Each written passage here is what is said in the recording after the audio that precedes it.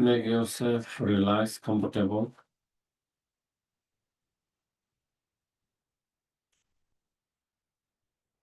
Keep your back straight. You have to be more alert, awake.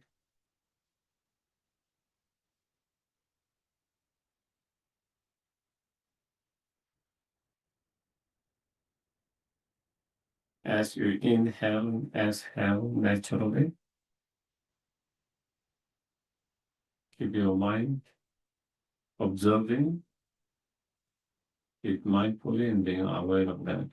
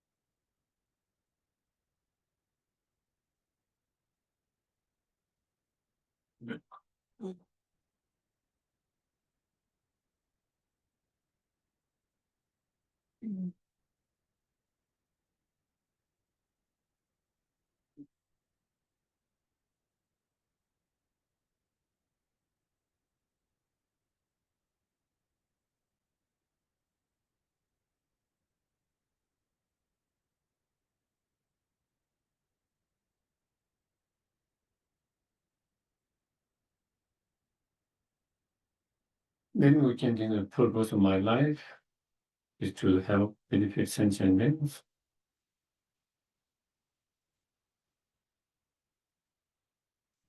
The best way to help other sentient beings is to help them to overcome their disturbing negative emotions.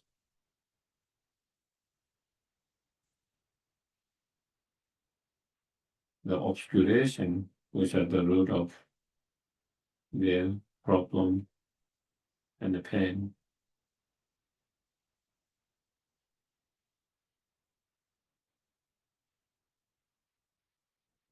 And help them to achieve true lasting happiness.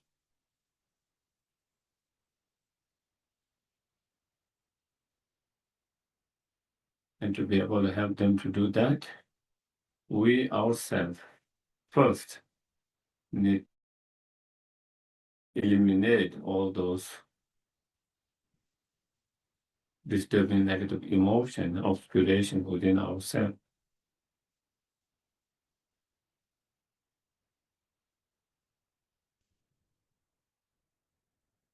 And actualize all the positive inner qualities, spiritual realizations.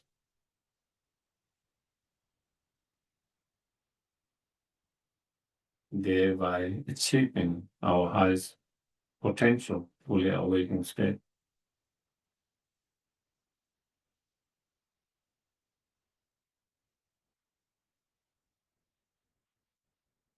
To do that, we need to contemplate, meditate, practice correctly, continuously. And for that, we need to continue to study, learn, and remind of those practices. For that reason, I'm going to listen. Not only listen, but try to implement as much as possible in our everyday life those that we find helpful.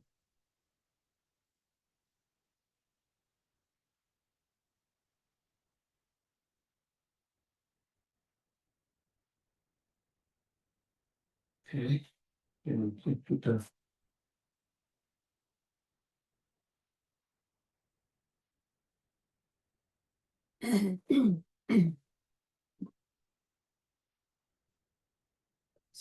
Perhaps just document it 3 times. to the founder and the extended destroyer, the completely perfected, fully awakened being, perfect in knowledge and in good conduct, to set out the knower of the world, supreme guide of human beings to be tamed, teacher of gods and human beings, to you, the completely and fully awakened one. The endowed transcendent destroyer, the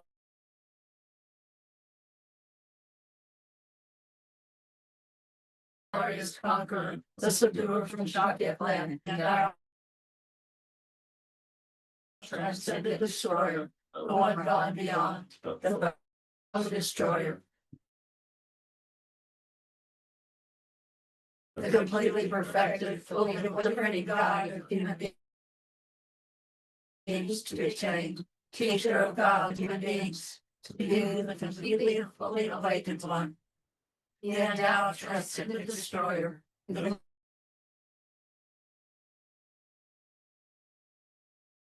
glorious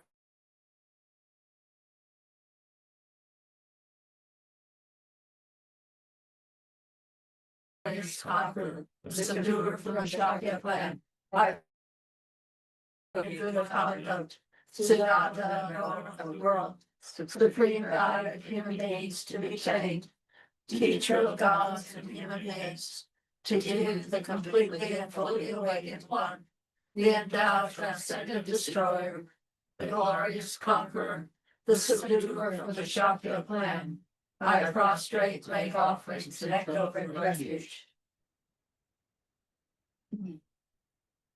So these are short mandala offering in English. This ground and mounted with purpose, strewn with flowers, adorned with our continents.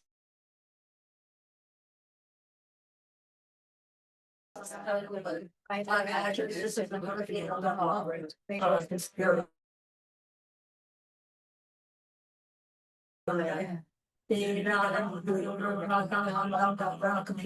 Refuge and bodhicitta once in English and twice in Tibetan. I go to refuge until I am enlightened, to the Buddha, the Dharma, and Supreme Assembly. By the merits I create through listening to the Dharma, may I become a Buddha and order the benefits of sentient beings. Sangye Shonam Soji Shonam Nam, Jam Chumar Dundam Vikyam Suchi, Dam Ji Shonyen Jese Sonam Ji. Drola Penchir Sanje Drupar Sho Sangye Shonam Soji Shonam Nam, Jam Chumar Dundam Vikyam Suchi, Dam Ji Shonyen Jese Sonam Ji. Drola Penchir Sanje Drupar Sho.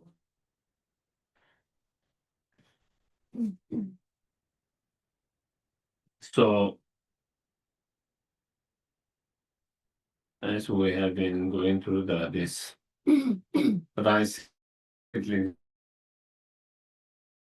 sutra, which the main topic being the dependent arising, and within the dependent arising, outer external dependent arising, and inner dependent arising, and in terms of inner dependent arising, then it talk about, how due to certain cause and conditions, due to ignorance, how we engage in the contaminated actions, having created contaminated actions, then that karmic imprint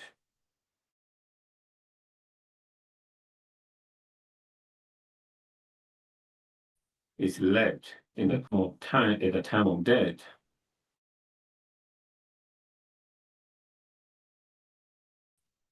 That karmic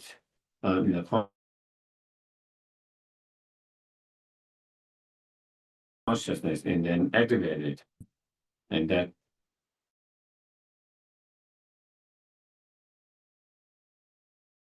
harmony potential of seed is being produced. That is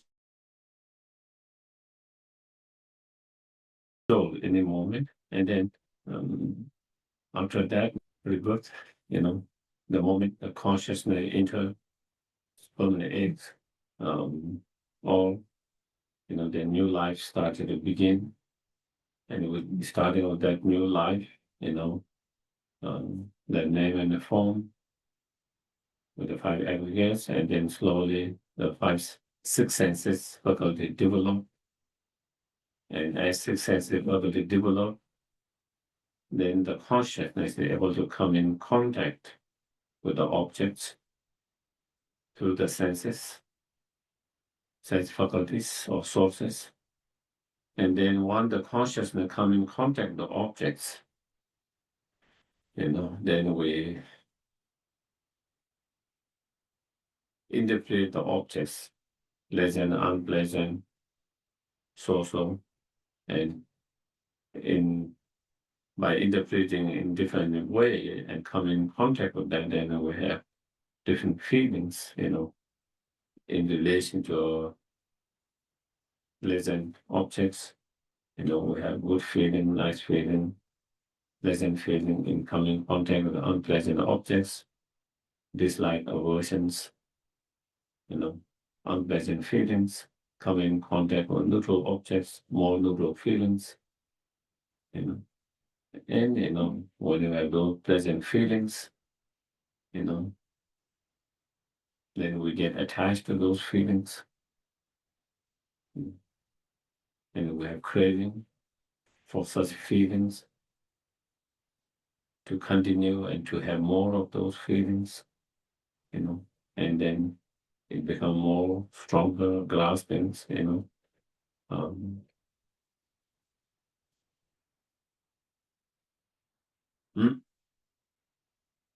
then, after the starting of the new life, the birth, then the birth start, and with the birth, then slowly, with the birth, the aging start, and with the aging, slowly death, and then many sufferings, and related to the dying. So that is how each cause and conditions produce lead to the next chain of cause, condition, and result. So it's the cycle of the chain of cause and condition that lead to that. And unless we cut that chain, there will be this endless circle of birth and death, birth and death, birth and death. So that is where we have been on that. And in terms of the page, we're I think on page number 10, if I remember correctly. And I think and last week we talked about where when the cause and condition come together, the result is produced. Even though the cause and condition doesn't have the intention to produce something, it doesn't need the intention to produce something. When the cause and condition come together, the result is produced. So that is what it is. So it's first, second, third, fourth, and the fifth paragraph. In this process, karma does not think I function as the field of seed of consciousness. Your karma, your action doesn't think that way. Your actions or karma or something I'm going to, I'm functioning as the field for the seed of consciousness. It doesn't think. Nor does the craving think I motion the seed of consciousness. Nor does the ignorant things I sow the seed of consciousness. Nor does the seed of consciousness think I am produced by those conditions. Yet, even though that is the case, yet when the seed of consciousness grow, planted in the field of karma, moistened by the water of craving, and strewn by the manure of ignorance, sprout of name and form it manifest by conceiving within the whichever mother's womb, the mode of birth, one will take the birth to. So here what Buddha's explaining is, it's not always that there's a thought or thinking that I would produce this in order the result to be produced. When the cause and condition come together, whether you have the thought or not, things will manifest. And same is, so again, as I mentioned before, it is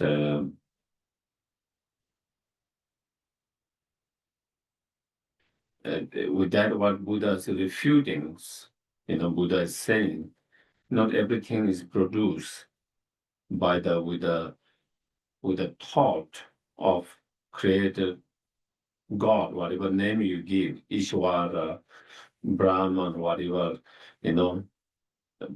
with a thought to produce it, and then it is being produced. First there's a thought of creating or producing it, and then it is being produced or created. Because that's not how it is.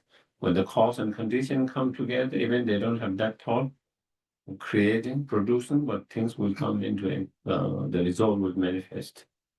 The water doesn't, the seed doesn't have thought, that I will produce a sprout. The water which act as a moisturizing, conducive condition doesn't think I'm being the conducive condition moisturizing that. Even though they don't have all this kind of thought, but when all this come together, then such as sprout it will produce same. And same is the bird. And this sprout or name and form is not created by itself. So that one again, Buddha already went before. We already went at. It is not created by itself, not created by another inherent existing another cause conditions. Not created by itself and others, since it's not created by itself because it's dependent on others. It cannot be created by itself. If it can create by itself, then it doesn't depend on other condition, cause and condition. Even though it is dependent on created by dependent cause and condition, but it is not dependent on inherent existing cause and condition, because there is no inherent existing other cause and condition. Therefore, it is not created by others. Other here mean inherent existing other cause and conditions. Not by both, created by both. Since it's not created either by itself by others, therefore it cannot be created by both.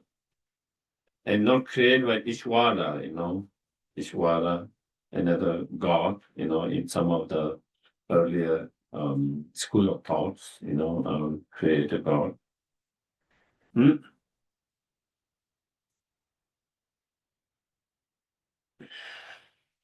And again, we went no transform by time. I don't think I will go each of them. We went through this all at the earlier days. No transform by permanent time, not derived from practice. Again,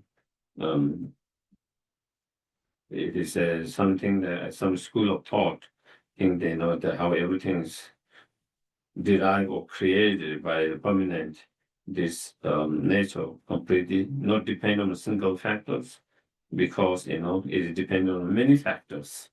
As you have in everything's depend on many factors, many conditions, not just one single factors. Not born without any causes, no condition phenomena can be born or created without any causes. If things come in without causes, then things, flower comes without any causes, and flower can be anywhere, anytime, all the times. But it is not the case. It is not all the time. It is not everywhere, because there's no cause in certain area, in certain places, in certain time. What it clearly shows, it depends on causes. And so therefore, it cannot be born without any cause. Nonetheless, from the combinations of union of parent, period of pollutions and other conditions, seed of consciousness, filled with the appetite, produce the sprout of name and form by conceiving within whichever mother's womb the mode of rebirth one will take rebirth through, So, it doesn't have to be a real union of the parent as long as the sperm and the eggs come together, whether they are in physical union or it is the sperm and eggs are taken from the parents. When that comes together and over a certain period, when all the sperm and eggs in good conditions, right conditions, undefected, and in such condition when the consciousness enter, conceive, and the seed of consciousness feel appetites, produce the sprout of name, and then, and from there, that's where we go to. For although things are devoid of honor, again, we talked about before, honor here meaning, like, such as creator God, like Mahadev or Shiva, devoid of ownerships, because there is no self, inherently existing, permanent self, so there is no ownership, ungrasping, ungraspable, because there is no self that can grasp, because there is no inherently existing permanent self, so therefore there is no permanent self that can grasp, and therefore ungraspable. Space, so up to that is talking about the selflessness of person. Space like is talking about the selflessness of phenomena or emptiness of phenomena, emptiness of persons and emptiness of phenomena. The space like is the space. When you talk of space, what is the space? Space is just merely devoid, empty or devoid of something that is abstracting. In the same way, what is emptiness? Emptiness is merely absence of inherent existence. It's mere absence of something that's inherent existence, and therefore is similar like space. Just like space is merely empty of something that is abstracting. In the same way, emptiness or selflessness is merely empty of inherent existence. So therefore, there are that is why space is giving a lot of example explaining the emptiness. And there is meditation, space like emptiness meditation, and the illusion like emptiness meditations. And so here also come and have the nature or mark of illusions. So if it's like space is merely absence of inherent existence, then how can it functions? How can it affect? And then he's saying when the cause and condition come together, then there is a functioning of those objects and it effect. So it is like an illusions, mark of the illusions.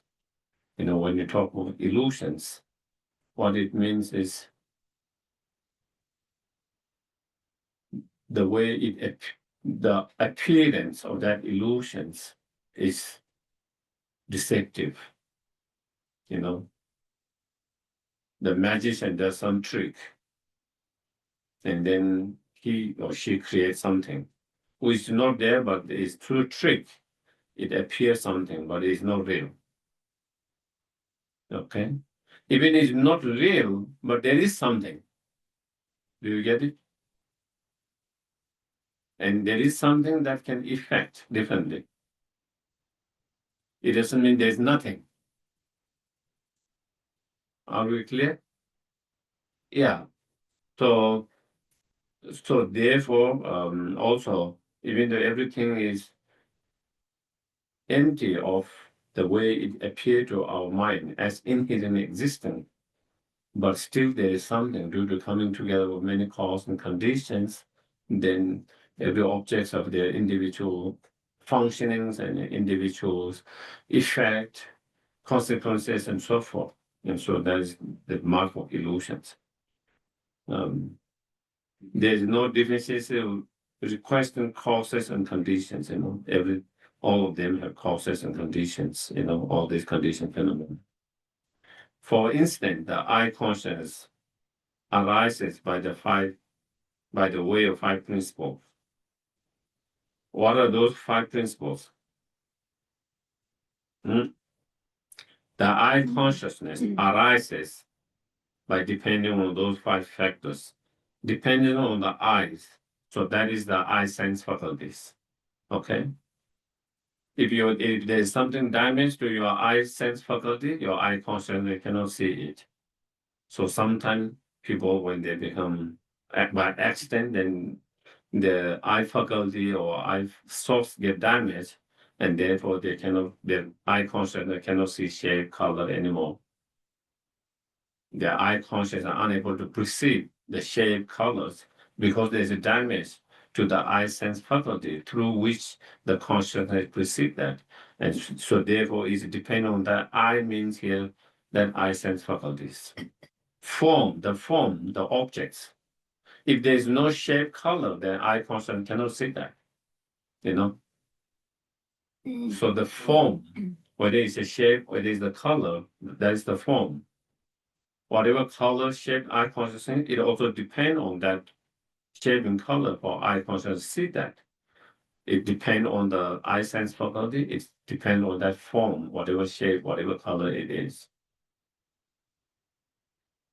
Also, the light is totally blind in even though there is objects, you cannot see, your eye consciousness cannot see it. There should be enough light to see the objects. Light, space. Also space. If there's no space, if the object is like this, there's no space between the object and your eye, you cannot see it. Your eye consciousness cannot see it. So there is a need of space for your consciousness to be eye consciousness. We're talking about eye consciousness to be able to see it, the space. Then appropriate attention, the mind, that mental factors that drive the consciousness toward the objects, that moves the consciousness toward that, So it depends on those 5 factors. So again, here, one of the examples the Buddha's giving, how everything, such as eye consciousness, everything depends on many factors, many principles, many cause and conditions. It's not just one cause, single cause, which we talked about before too. And it is important for us to recognize and be aware, especially when things go wrong or when things go right. A lot of time we tend to point to just one single factors why things went wrong and seem to blame to one single factors. When things go right, we seem to again think only one factor why things went, but when in reality there are multiple factors, cause and conditions, and it is helpful to be aware and recognize that. And it's same in, like for example, in at the moment in these countries, and there's a lot of turbulence, there's a lot of things, but there are many factors, many cause and conditions why it's in that situations. It's not just one. Sometimes we think it's only 1% or one factor why things, but it's not. There are many factors. Some factors might play bigger roles, and so other play a little bit less role. But there are many other factors, many conditions that lead to that kind of event, situations, result, and it's Here, I functions as the basis of I consciousness. Okay. As I gave before example, the I sense faculty is like the what you call Telescope. like telescope, when you or microscope. When you When you cannot see small object with your naked eye, you use the microscope to see it. So it's similar, you depend on that. And same way, the eye consciousness rely on that eye sense faculties to see the objects similarly, So as a basis, form, the shape, colors, function an object or perception for the eye consciousness. Light function as visibility, medium. Space functions by not abstracting. If something just no space, then it abstract from your mind, your eye consciousness. Everywhere attention functions and mental reflections that drive, that move your mind towards certain directions. Without those conditions, so many conditions here, there are only 5 conditions, but there can be even more that if we take many other factors as well. The eye consciousness cannot arise. When one of those factors are, when one of those conditions or factors are missing, then eye consciousness cannot arise and perceive the objects. If there's no objects, of course your eye. If there's no shape and color, your eye consciousness cannot perceive that. Even that is there, if there's no light in total darkness, again your eye consciousness cannot perceive that. If there's damage, even if there's light and object there, if there's a damage to your eye sense consciousness, you cannot perceive that. Eye consciousness cannot arise. And if there's no space, and so forth. Without those conditions, the eye consciousness cannot. But when the inner sense sources is not deficient, and likewise, when the form, light, space, everywhere attention are not deficient, when they are not damaged, and when they all are coming together, then from coming together, all those factors, eye consciousness arises. So here, what Buddha is giving the example, everything is coming together in cause and conditions. And that by coming together, multiple cause and conditions that produce the result. For something to happen, we have to create all the right conducive conditions, factors. It's not enough just wishing and praying without creating the cause and conditions. I can wish, I can pray, I can think, all different things, may I have good health, and that, but to have good health, you need to create the right cause conditions. If you want to, if you are not healthy, to be healthy or to be recover from illness, again, you have to create all the right cause condition that will help you recover. Just wishing does not lead there. It's all about creating cause and conditions. If you want certain result, if you wish for certain result, if you want certain result, what is most important is create all the right conducive conditions, all the factors, all the conditions that produce that. That's the importance. If you have all these conditions, then thing will manifest. If you don't create all conditions, even you wish, it will not manifest.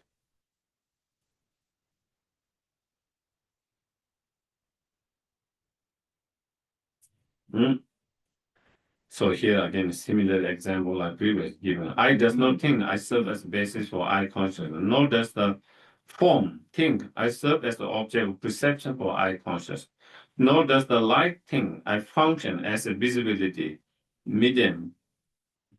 I think 16 is mistake for the eye consciousness, nor does the space thing I do not obstruct the eye consciousness. Nor does the appropriate attention think I provide mental reflection for eye consciousness. Nor does the eye consciousness think I am produced by those conditions. Even though all of them doesn't have that thought, wish, all of that, but when the eye consciousness is born due to the presence of those conditions. When all these conditions come together, then eye consciousness is produced.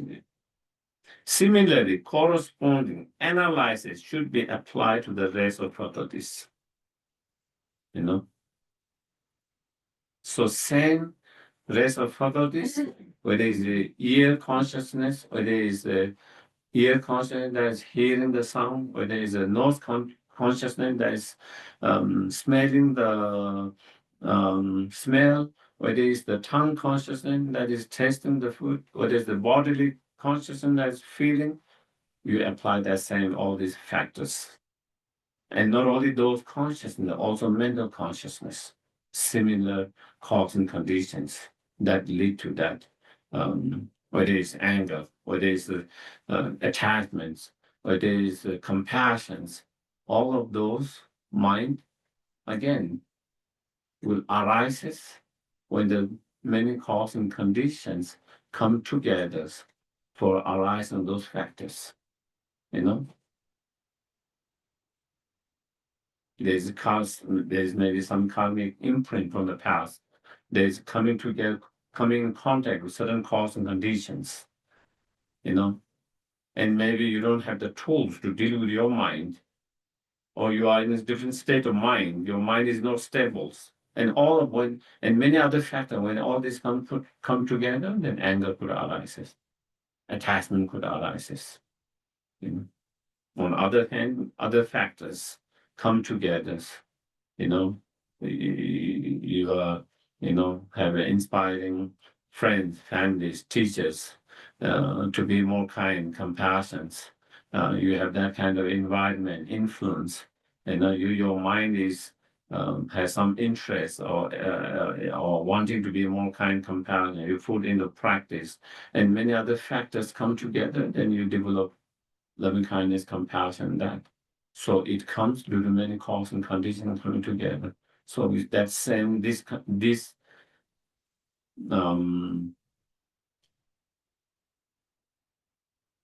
so this one we can apply to everything, all the condition, all the condition phenomena, external, internal, all of them.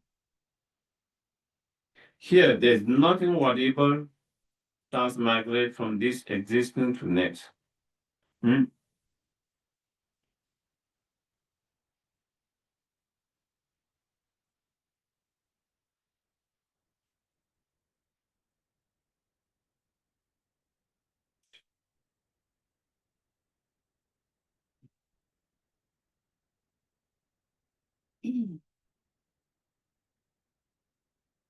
So here it means there's nothing that is partless, unitary, permanent, that does migrate from this to next. There's no person or self or being that is permanent, unchanging, permanent, that exists from one to another life. Okay? Because there's no permanent self. There's no partless being or persons. There's no permanent being or self. There's no unity, person or being. So there is no such person that does migrate from this to next, from this exist to the next. If that's the case, then how can you explain the karma? How can you explain the karma that you carry the karmic seed, and in the future that you experience that karma? How does that happen? Then that is to answer that. And because there's no difference of the Krishna cause and condition, the result of karma is none the least manifest.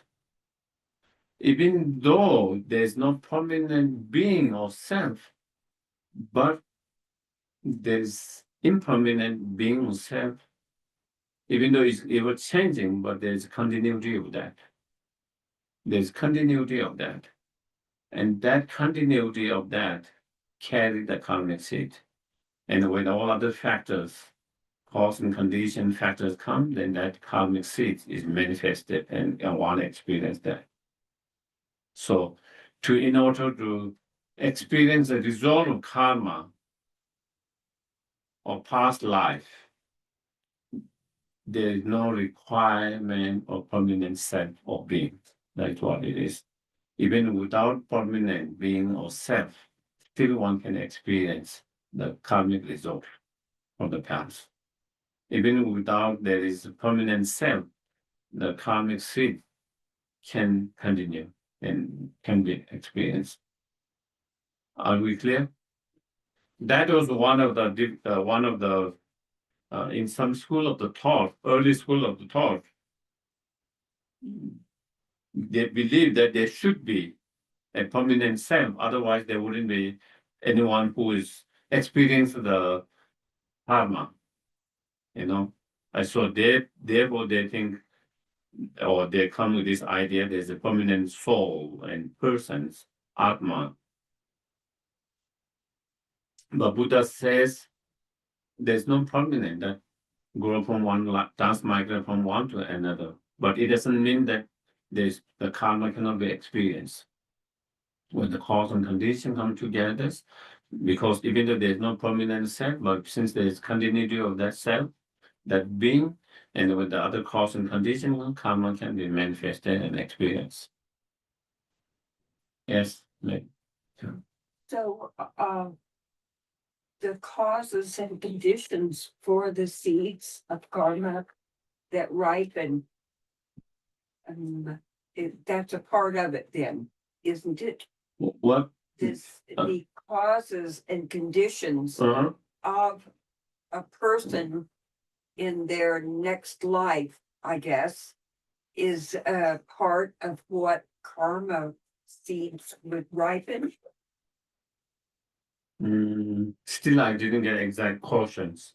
What you are trying to ask? It's maybe kind of vague in my mind, but what I'm wondering is, do we have any influence over what karmic seeds do ripen in our lives? Yes, we do have some influence. I think we spoke last week quite a bit on that. You know, it doesn't mean that you know we don't have any influence. You know, what kind of karma that manifests, what your karma we cause, karmic seed we create, what kind of karmic seed we measure and manifest. We do have influence what kind of decision you make, what kind of action you take or not take. Those can influence. Let's say there is a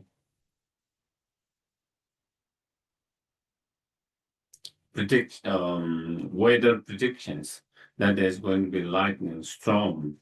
Don't drive. Still I make a decision to drive. And if I have the sudden karma to have accident, the karmic seed is already there. On top of that, then I make the decisions, my present decisions. Even when I've been advised not to do, I make those present decisions. And coming together with those two, then I could have an accident.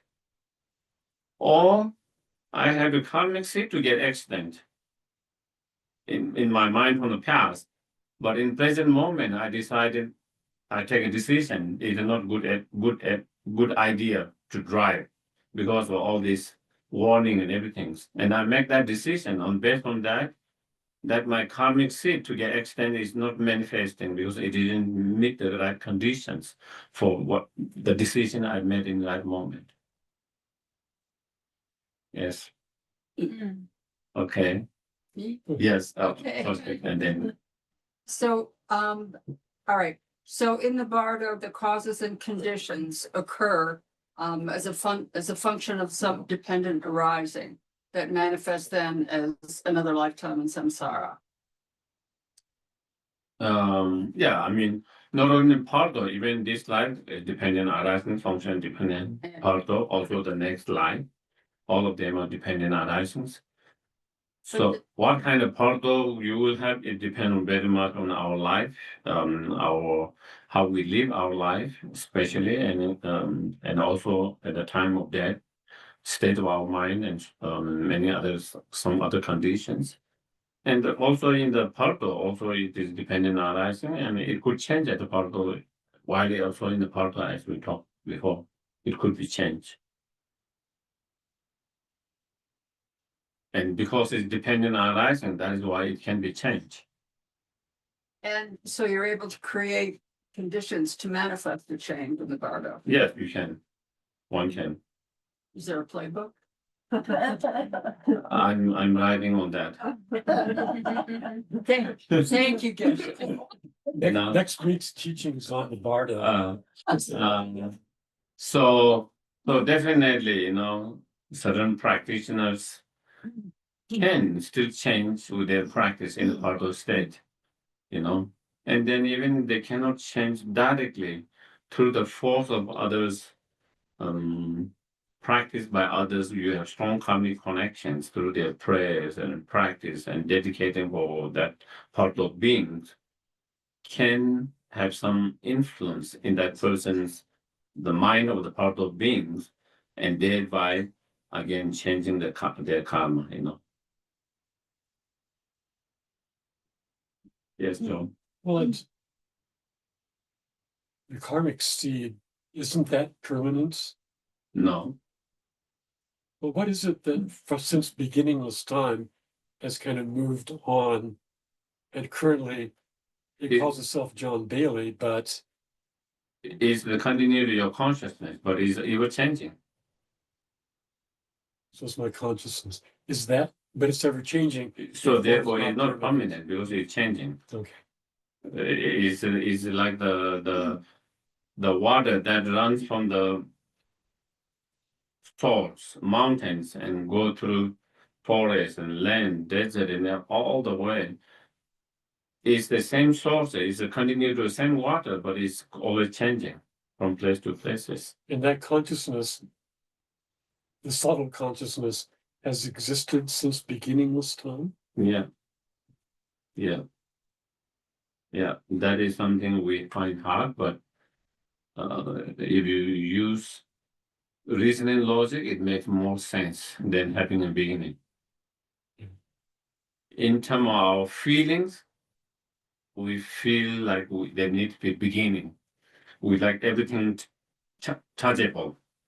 When it's a beginningless, then it is something we cannot is out of control or untouchable or unreachable. Feel like that. So we feel like that there must be some beginning. But if you use the reason and logic, beginningless makes different. If there's beginning, where did that start? Who started that? How did it come? Then either you have to believe there's a creator God, there's nothing before, and then the creator God started, and that's the beginning. But if you don't say that, then if you believe in the law of cause and effect, how everything comes depending on cause and condition, then even that one must have cause and conditions. The moment you say this is the beginning, where did it come from? What is the cause and conditions? Did it come without any cause and conditions? If there's a cause and condition, then there's something even before that. And then even before that, then that also must be coming by dependent cause and condition. So then you can really pinpoint a beginning. How no matter how you can go billion, trillion, back and back, but still you say this is the beginning. But where did that come from? Does this have cause and conditions? And so in that sense, then this reasoning logic wise, beginningless makes much more sense. Even though emotionally we have more difficulty with that. Yeah. Yes. If we had a permanent self, we'd just be playing the same movie over and over and over. Yeah, there wouldn't be a change. Right. If there's a permanent self, we wouldn't even have change in this life.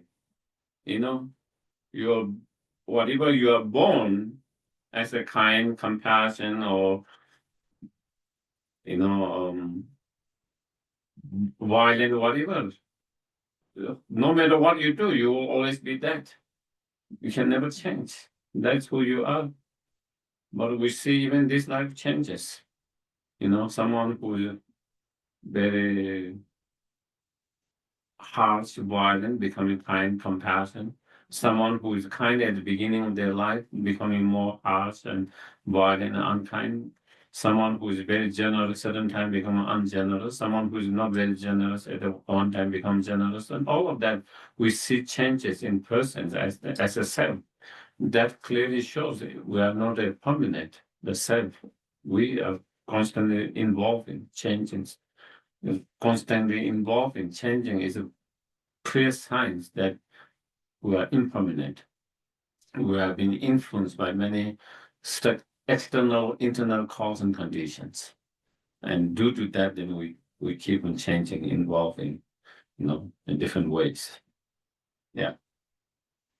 So not to talk about from one life to another, even in just one lifetime, if it's a permanent, then those change cannot happen.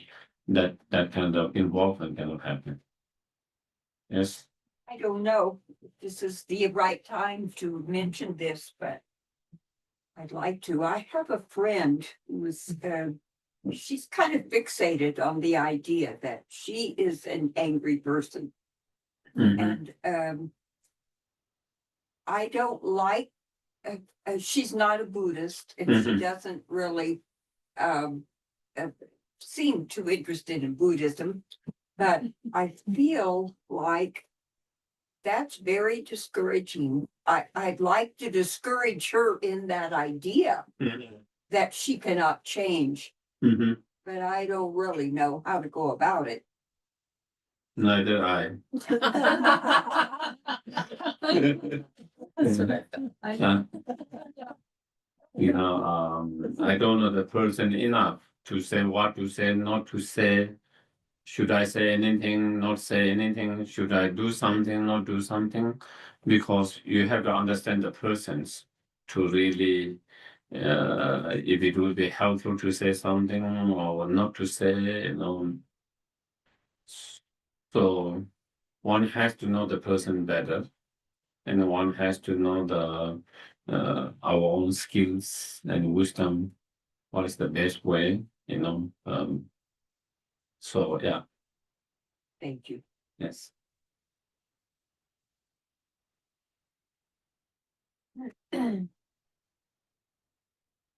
It's like the appearance or reflection of the face on the surface of a well polished mirror. Okay. The face in the mirror, which is the reflections, the face has not shifted into the surface of mirror, but because there are no deficiencies of request of cause and condition, the face nonetheless appear in the reflections in the mirror. In a similar example, the moon, the reflection of the moon in the lake, still lake, the moon has not shifted move into the lake, but because cause and condition, because there is the light, because of light and because of certain other cause and condition, the reflection of moons appeared due to many cause and conditions. So that is what illusion is like. That's what the reflections, example of reflection, illusion is. The appearance as though the moon has moved there, shifted there, but that is just a appearance. But moon has not really shifted there, moved there. But it doesn't mean there's no reflections. Due to many cause and condition, there's a reflection of that moon there. So that is similarly, there's no permanent self that move from one life to another life. shifting. That moon has not shifted there. In similarly, there's no permanent self or person that move from one life. But just like by the common condition, many conditions, there's the reflections of the moon or the face in the mirror, samely, then to the coming cause of condition, then karmic experience in the futures. Similarly, there's nobody, so that is here, nobody being, nobody or as another being, sentient being at all who transmigrate from here after death and is born elsewhere. So here, when he's saying there's no one who transmigrate, we are talking about permanent being. There's no permanent being who transmigrate and take a rebirth after the death. Okay? And because there's no definition requiring cause and conditions, because the result of karma, nonetheless, is experienced and manifested in the futures. Because there's the continuity of that being.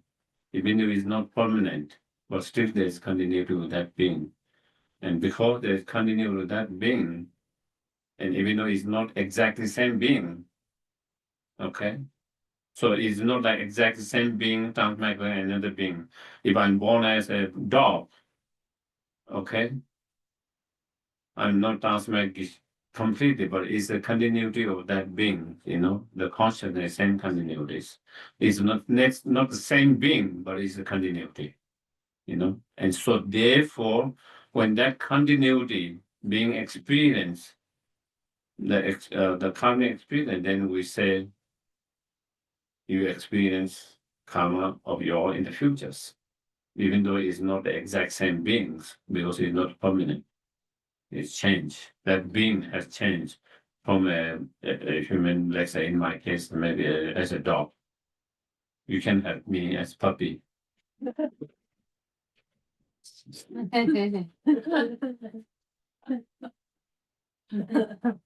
That would be delightful. Yes. But you cannot feed meat.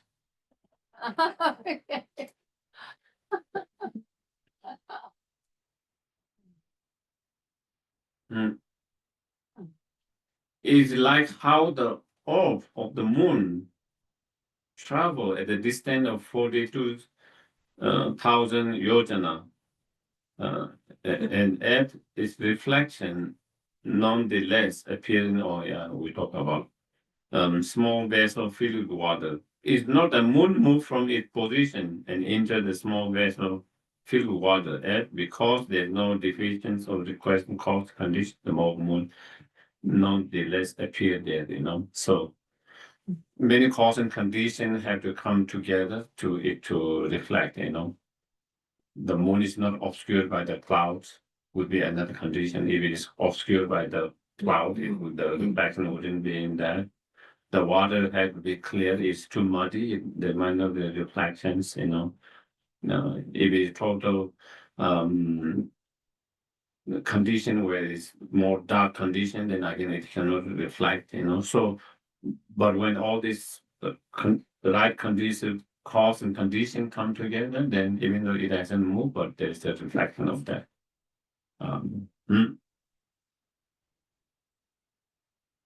The point is, when you don't understand it's a reflections, and then that really move them, that you get in trouble.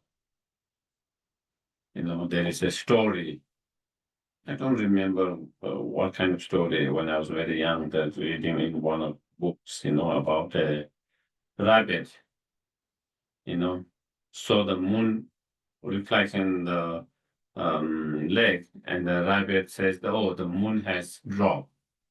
So that the world has become upside down. The moon has come down. The world is falling down, and start running. And saying, the world is coming down. It's getting upside down, and then all other animals started to follow her, and all start running. And then, and so that is when the appearance deceive you. And not knowing that is a reflection, but believing is the actual moon there. The moon has fallen there, you know.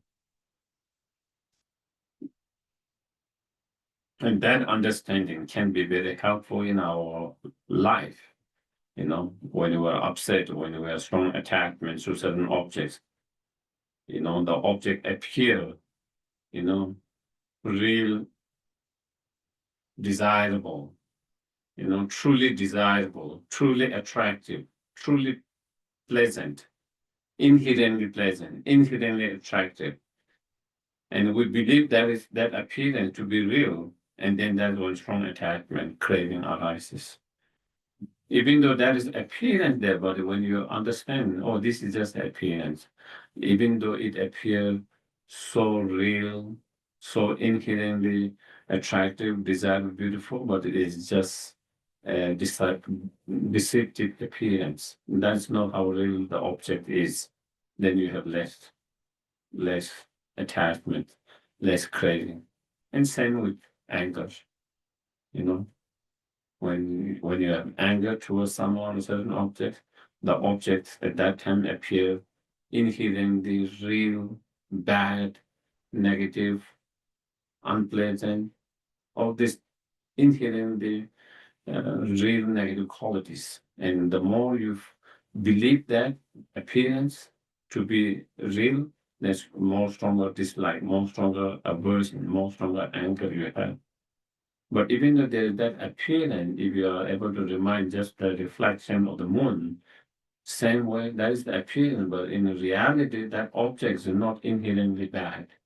That object is not inherently negative. That object is not inherently undesirable. All of the indifferent. Like when you are able to remind yourself, when you have that awareness, then your dislike, your aversion, your anger is less. So that is where we try to apply these teachings in dealing with our emotions, you know, different emotions. And that can be with also dealing with fear, anxiety, worry, everything. When you have fear, then again, you have this where you have fear of something bad happening. And it feels so real, inherently something bad is going to happen or might be happening. That the more stronger you have that, then the stronger fear you have, the stronger anxiety you have, all of that, you know. So even though there's that appearance, you don't believe in that appearance, you know, and therefore you don't get deceived by the appearance. That is the whole thing.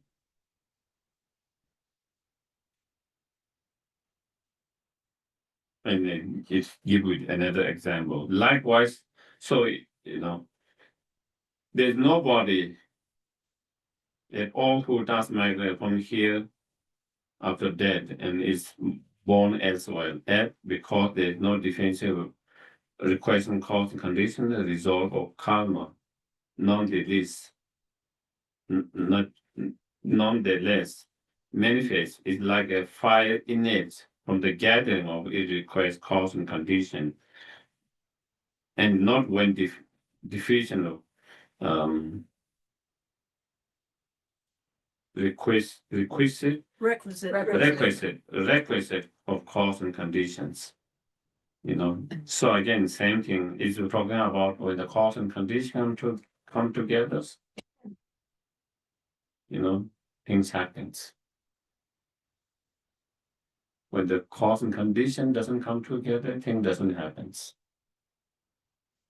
When the cause and condition are there, the fire to innate, then the fire will manifest, fire will innate, fire will grow.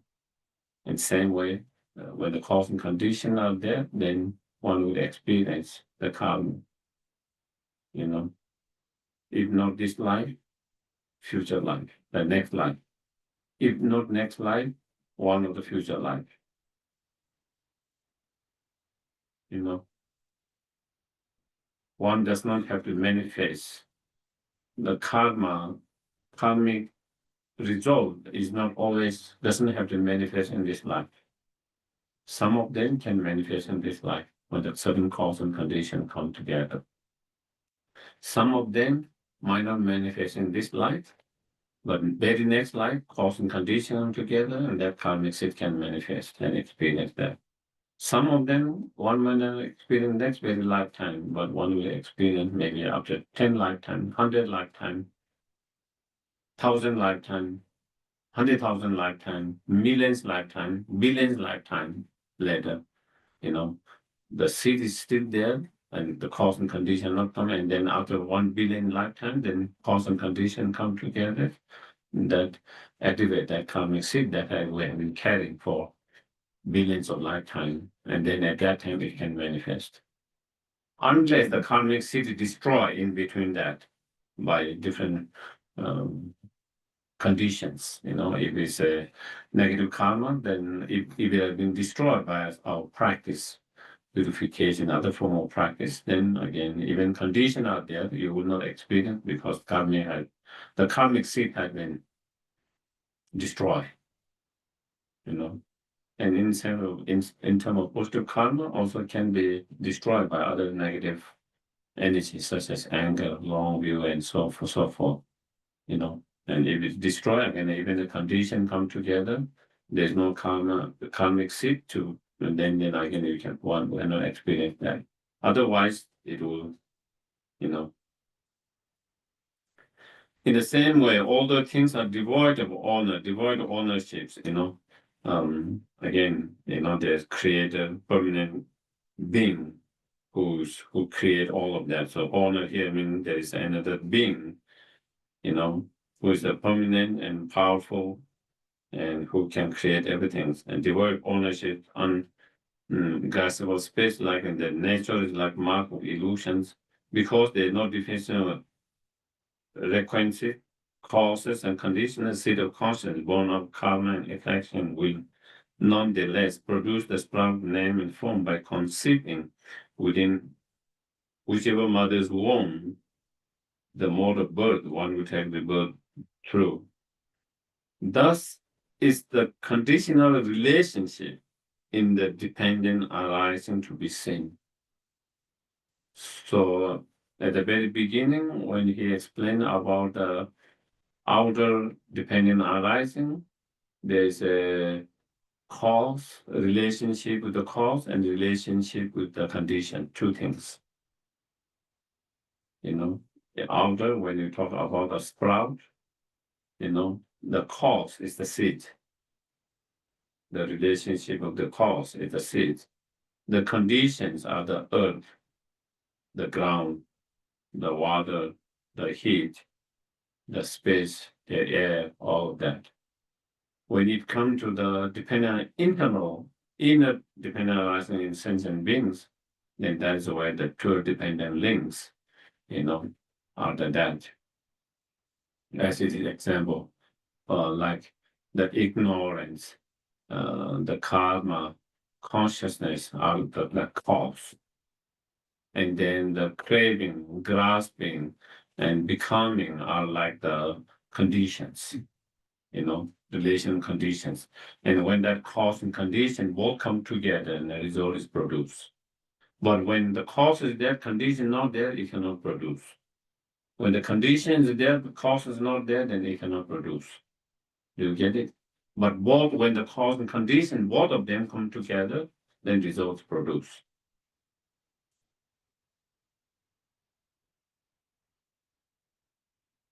Here, inner dependent arising to be seen in the term of 5 aspects, which 5? And I think also this one we went before in relation to the outer, as not permanent, as we just talked about it, the sentient beings are not permanent, the inner beings are not permanent, they changing. Not discontinuous as not involving transformation is not discontinued because there is a continuity of that beings. If there is no continuity of that being, then there is no one to experience the result of our action in the futures. Then I can do whatever I want as long as I don't experience result in this life.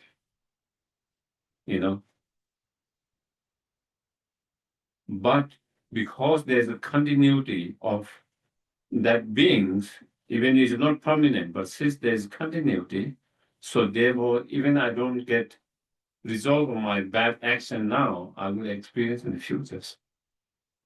Therefore, we have to be very more mindful and careful. You know, all our actions have consequences. Just because we don't have consequences in this life doesn't mean there's no consequences. You know, and there's someone to experience that because there's a continuity. You know, not discontinuous, not involvement. As discontinuous, not discontinuous, and not involving task migrations. You know, not involving task migration, meaning there's no permanent self of being task migrating from this existence to the next, from one life to another. You know, because there's no such partless, unifying, permanent being to start with. As a formation, last result from a small cause, we already talked before also the result, even small cause can give big result.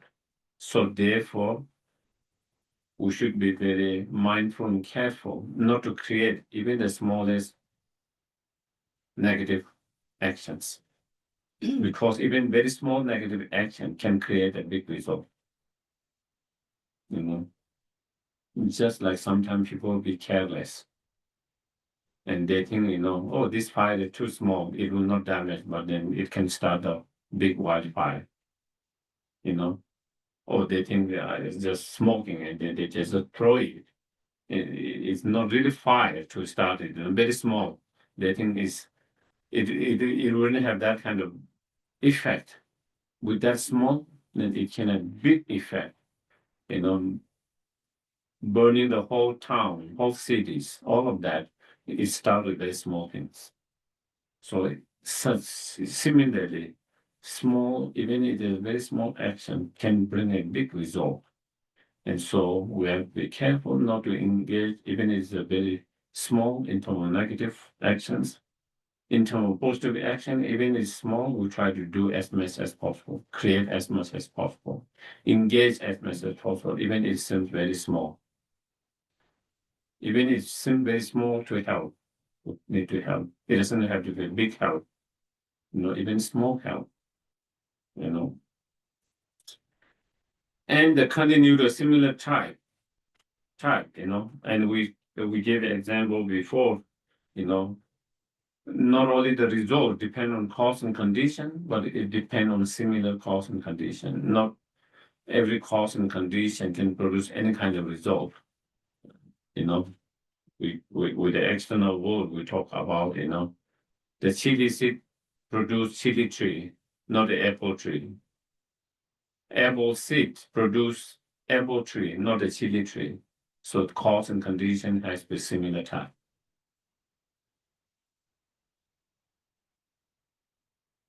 How is not permanent? So here it can more explanation. It's not permanent because final aggregate at the time are one thing and that fall within the fold of birth are another. Yeah, so they have changed, The aggregate at the time of death is human beings, and then if someone is born as animals, the one who takes the birth is the animals aggregates. They are not same. It has changed. Even as a human beings, the rebirth was another new child, and my aggregates are not same. So if it's permanent, then I will be born just with the same aggregate, with the same body, same exactly feelings, same discriminating mind, same consciousness, and everything exactly same.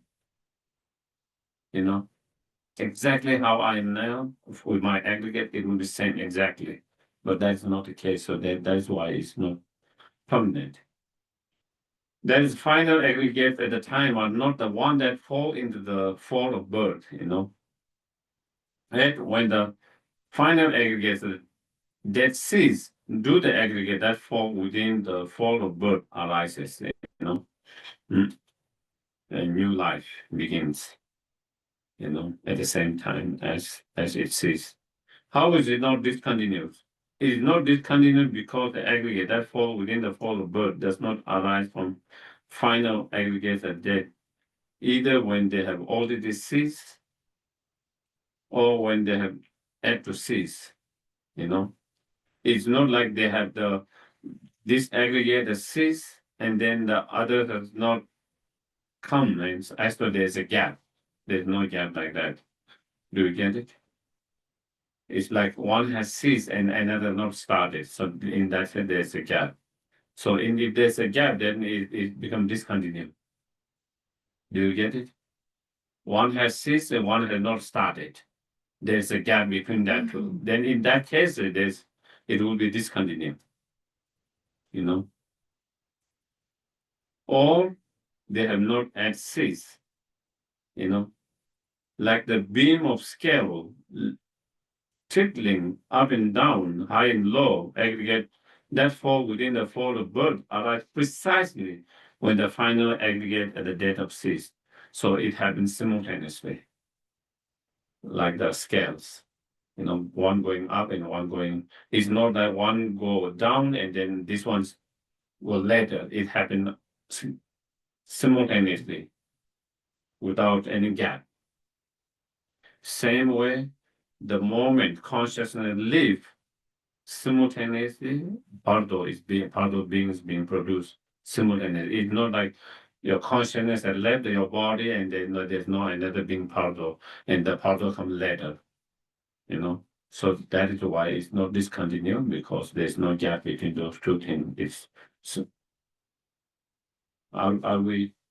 Yeah. Hmm? How does it not involve transmigrations? It does not involve transmigration because being from different classes of existence bring about their rebirth in the form of birth with equal fortunes. Hmm?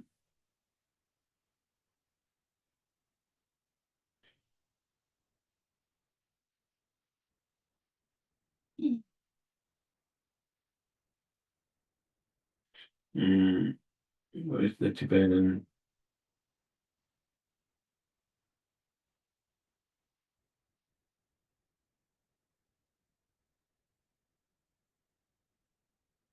Different classes of existence, such as 6 different realms or 5 different realms, so those are the different classes of existence, bring about their rebirth in the form of birth with equal fortune. What does that mean? The Tibetan, I don't know.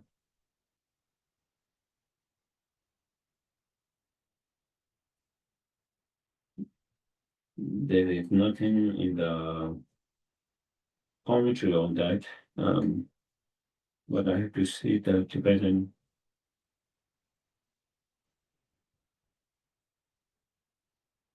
text.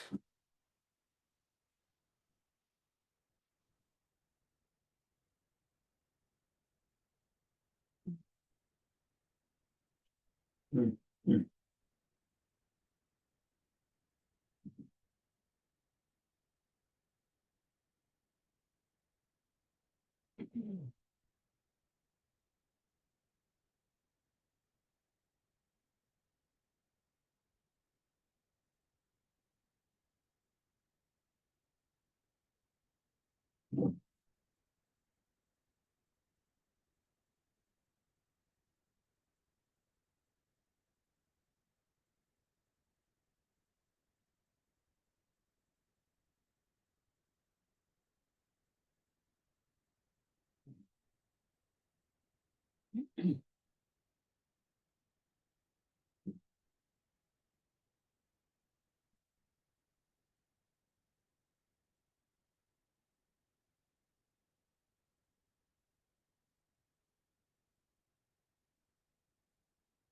Mm.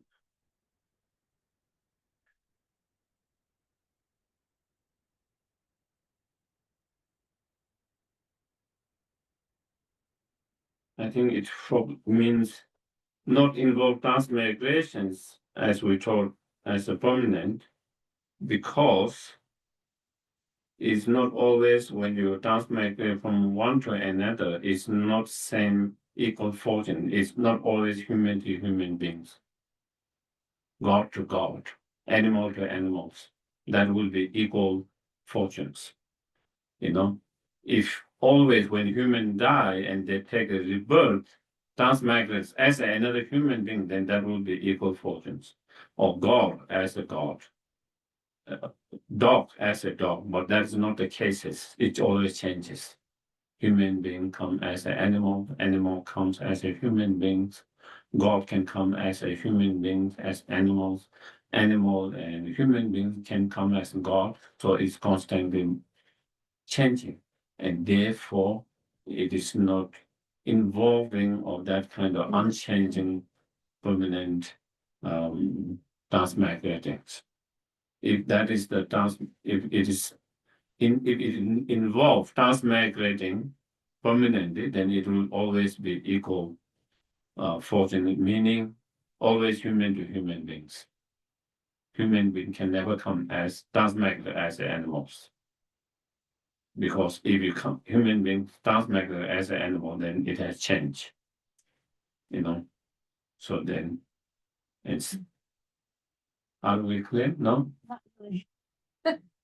I'm not really clear. Not, I mean, What here means, he is saying is not involve transmigrations.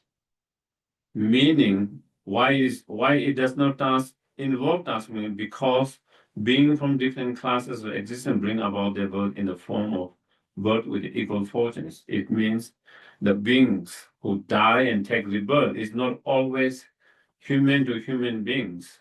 Sometimes human beings can born as animals. Not always animal to animals. Equal fortune, meaning same, human to human beings, animal to animals.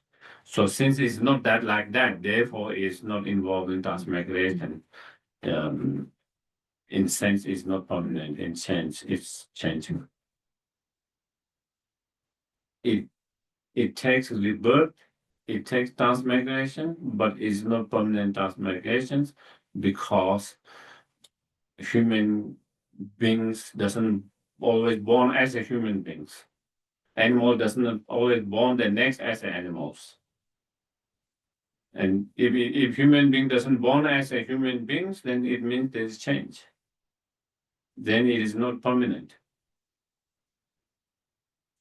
If it's permanent, then when another human being dies, even we said permanent dies, but even it said that, then still it has to continue to the human beings all the time. But that's not the case. How does it entitle formation last result from a small cause? The ripening or last result is experienced from having performed a small action. Thus, it entails the formation last result from a small causes.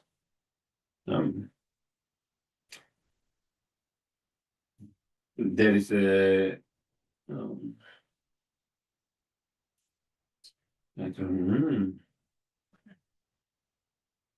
yeah. Maybe we should have one more class. I think so, yes. Yeah. Okay. So then dedications. I don't know where our list is. I don't know. Do you want Oh, to? there it is. We'll do it. Oh, yeah. Okay, so as always, we dedicate the merit from listening to these teachings and contemplating the meaning to beings, to all sentient beings, and all beings on prayer lists everywhere.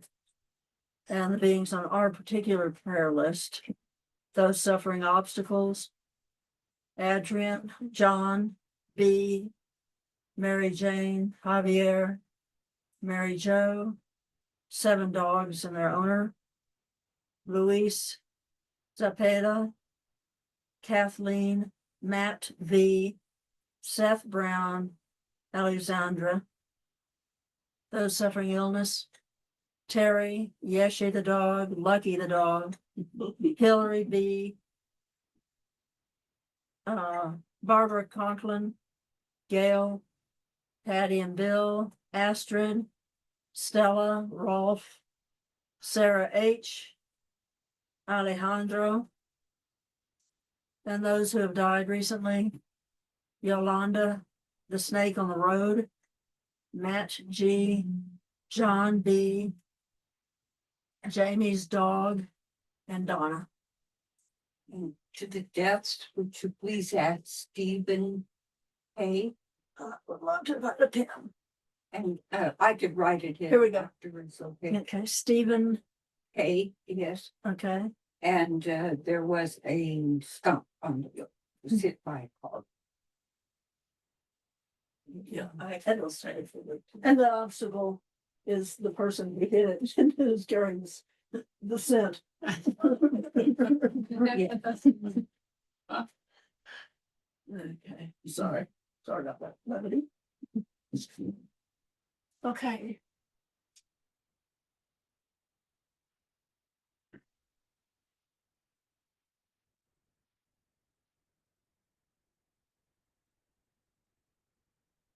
All right, we'll do our dedication prayers in English.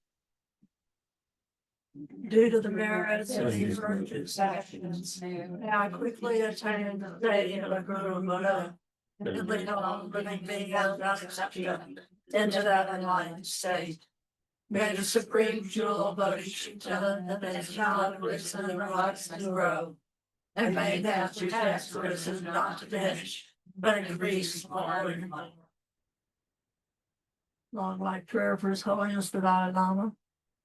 The wish granting, wish fulfilling jewel, source of every single benefit and happiness in this world. To the incomparably kind to Yajna I beseech. May all your holy wishes be spontaneously fulfilled. And for Lamazopa, the discovery of Lamazopa Rinpoche's reincarnation. Peerless teacher, instantly and for all of the victorious ones.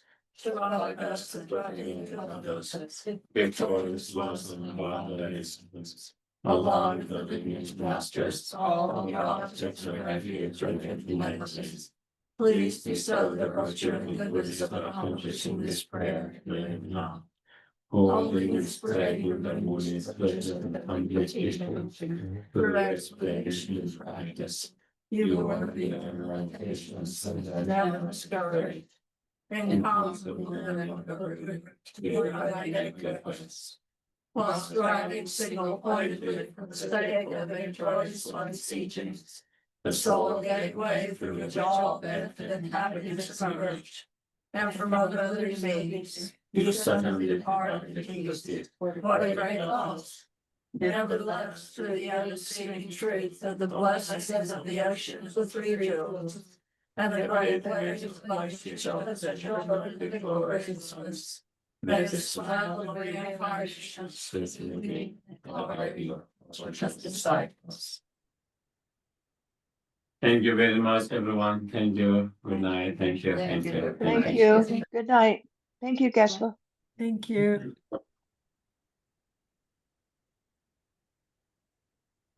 John, we added there's a few names to add to the prayer list from the Zoomers. Okay, we'll make sure they're included next Okay. week. Okay, thank you. Good night. Good night.